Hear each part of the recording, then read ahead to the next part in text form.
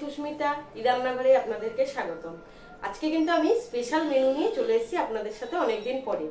আজকের আমি লাইভ করছি, আপনাদেরকে আমি দেখাবো আজকে আমার রেসিপিটি খুব সহজেই বানিয়ে নিতে পারবেন ঘরে। আজকের আমার রেসিপি আছে চিকেন। এই চিকেন হচ্ছে কড়াই চিকেন নামে পরিচিত। তো আমি এই কড়াই চিকেনটা কিভাবে করতে হবে আমি আপনাদেরকে খুব শিগগির আনতে চলেছি। ভালো, তো চলুন দেখে নেওয়া যাক আজকে আমার রেসিপিটি। আমি এই কড়াই চিকেন বানানোর জন্য এখানে নিয়ে নিয়েছি 700 গ্রাম চিকেন। চিকেনটা আমি খুব ভালো করে ধুয়ে পরিষ্কার করে জল ঝেড়ে রেখে দিয়েছিলাম। নিয়ে নিয়েছি বড় সাইজের আলু 4টে, এখানে দেখতে পাচ্ছেন সাথে আমি পেঁপে নিয়ে নিয়েছি। তো এই পেঁপে আর আলু দিয়ে কিন্তু খুব সহজে লাইট রান্নাটা আমি করে নেব। তো এখানে নিয়ে নিয়েছি পেঁয়াজ 250 গ্রাম পেঁয়াজ আমি কুচিয়ে রেখে দিয়েছি। নিয়েছি একটা বড় সাইজের টমেটো, 4টে কাঁচা লঙ্কা, এখানে নিয়েছি 20খানা রসুনের কোয়া আর আদার টুকরো। এই আদা আর রসুন আমি পেস্ট করে নেব এক্ষুনি। আর সাথে মশলা হিসেবে নিয়েছি হলুদ, নিয়ে নিয়েছি নুন, নিয়ে নিয়েছি লঙ্কা গুঁড়ো আর জিরে গুঁড়ো। এখানে আমি কাশ্মীরি লঙ্কাও ব্যবহার করব, সেটা আপনাদেরকে আমি দেওয়ার সময় দেখিয়ে দেব তো কিভাবে করা হবে রান্নাটা।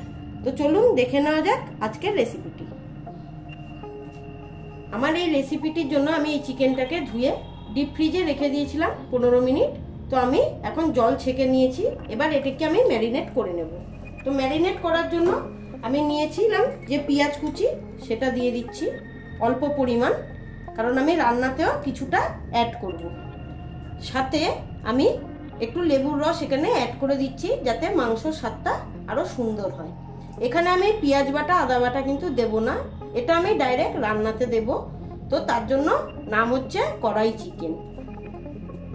এবার আমি এতে মশলা অ্যাড করে দিচ্ছি। মশলার মধ্যে নিয়ে নিলাম 1/2 চামচ হলুদ গুঁড়ো, নিয়ে নিচ্ছি 1 চামচ নুন,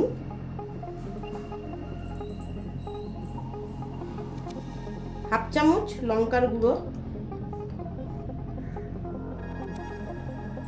1/2 চামচ জিরের গুঁড়ো। এবার এখানে আমি তেল দিয়ে ভালো করে মাখিয়ে নেব মশলাগুলো সব একসঙ্গে।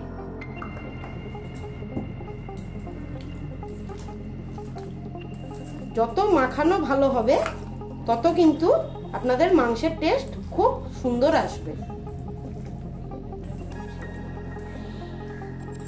আমি ওভেনে কড়াই বসিয়েছিলাম, এবার এতে আমি 100 গ্রাম তেল নিয়ে নিচ্ছি। কড়াইয়ের গরম হয়ে উঠলে এতে আমি সামান্য একটু চিনি অ্যাড করে দিচ্ছি যাতে কালারটা খুব সুন্দর হয়। চিনিটা ক্যারামেলাইজড হয়ে গেছে, এবার এতে আমি 2টো তেজপাতা দিয়ে দিলাম, একটু নাড়িয়ে চাড়িয়ে নিলাম। এবার এতে আমি পেঁয়াজগুলো দিয়ে দিচ্ছি।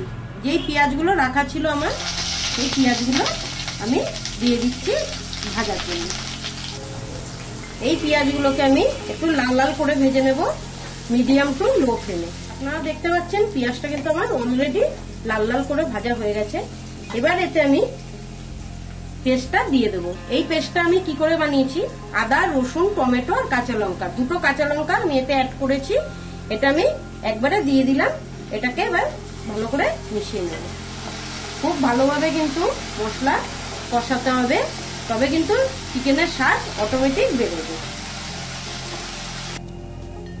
মশলা আমার কষানো হয়ে গেছে, এবার আমি এতে নুন দিয়ে দিচ্ছি 1/2 চামচ, কারণ অলরেডি আমি মাংসে নুন ব্যবহার করেছি। দিয়ে দিচ্ছি এখানে 1/2 চামচ হলুদ গুঁড়ো, দিয়ে দিচ্ছি 1/2 চামচ জিরে গুঁড়ো, আর দিয়ে দিচ্ছি 1/2 চামচেরও কম লঙ্কা গুঁড়ো। ঝালটা অবশ্যই আপনারা আপনাদের পরিমাণ অনুযায়ী দেবেন। এবার সব মশলাগুলোকে আমি খুব ভালো করে মিশিয়ে নিচ্ছি। আমি এখানে একটু ধনে গুঁড়ো অ্যাড করে দিচ্ছি।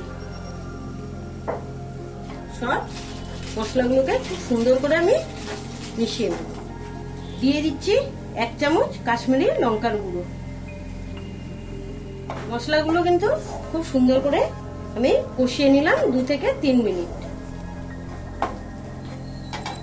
এবার মশলা থেকে আমার যখন তেল বেরিয়ে এসছে আপনারা দেখতে পাচ্ছেন, এখন আমি এই মাখিয়ে রাখা মাংসটা কিন্তু ছেড়ে দেব। সব একসঙ্গে এবার আমি কষিয়ে নিচ্ছি। আপনারা দেখতে পাচ্ছেন মাংস কত সুন্দর কষে উঠেছে এবং তেলও বেরিয়ে এসছে।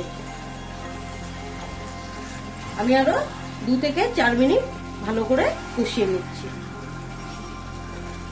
দেখতে পাচ্ছেন চিকেন থেকে কত সুন্দর কিন্তু তেল বেরিয়ে গেছে, এই যে দেখতে পাচ্ছেন তেল। তো এবার আমি এতে আলুগুলো অ্যাড করে দেব। তো সেই আলু আর পেঁপে আমি ভেজে রেখেছিলাম, তো এবার এগুলো একসঙ্গে অ্যাড করে দিচ্ছি। দিয়ে এগুলোকে ভালো করে আমি 2 থেকে 4 মিনিট কষিয়ে নিয়ে জল ঢেলে দেবো।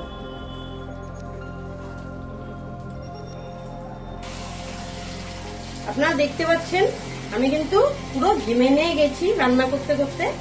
তো আপনারা দেখতে পাচ্ছেন আমি কিন্তু রান্নাটা করছি, কত সুন্দর কষানো হয়েছে, তেল বেরিয়ে গেছে। তো আজকে আপনারা যদি থাকতেন আমার সাথে, তো আমি অবশ্যই আপনাদেরকে খাইয়ে দিতাম এবং আপনারা বলতেন কেমন হয়েছে খেয়ে।